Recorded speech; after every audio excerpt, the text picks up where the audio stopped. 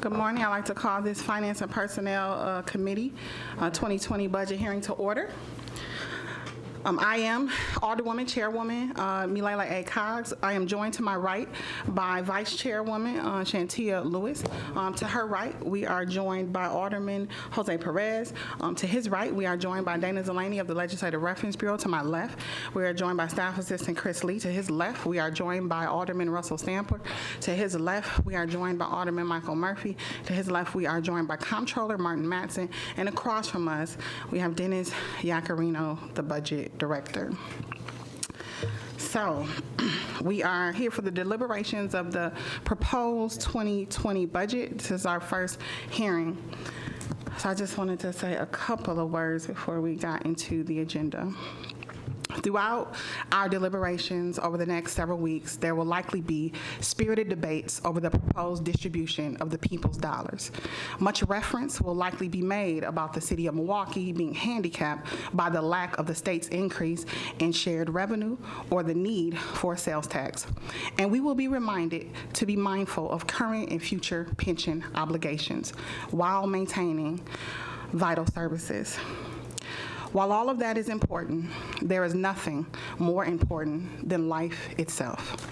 With each department, its delivery of services, each council member, and our advocacy for residents, we each have the awesome responsibility of influencing citizens of Milwaukee's quality of life and the prevention of the loss of it.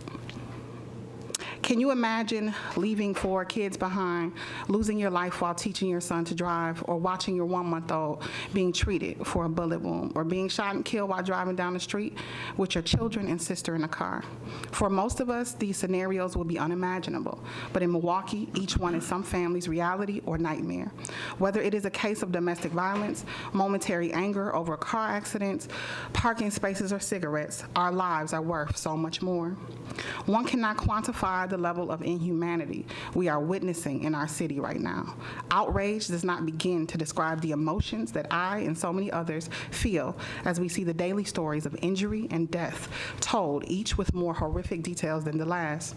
Though homicides in sheer numbers are down, I would argue that the fear and concern residents have for their safety and well-being is up.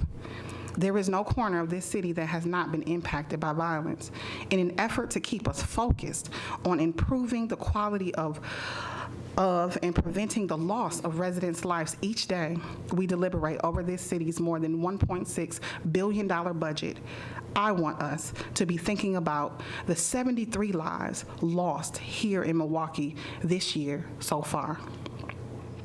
In a city as great as ours has the potential to be, one wonders how we can stop the carnage on our streets. As a mother, policymaker, and public servant, I do not have all the answers, but I do know that we each have to do more. Every person that pulls the trigger is someone's son or daughter, nephew or niece, cousin or friend. And somewhere in their life's journey, there's an opportunity to influence their lives for the better. Outrage must give birth to action. We have to seize the opportunities to impact lives and de-escalate situations, intervene, and prevent violence. I am committed to remembering all of the lives lost in our city and staying focused on what this city needs to do to provide more resources to prevent such loss in the future. As we prioritize spending the people's dollars, and I will be encouraging my colleagues at all levels to do the same. We each have to do more.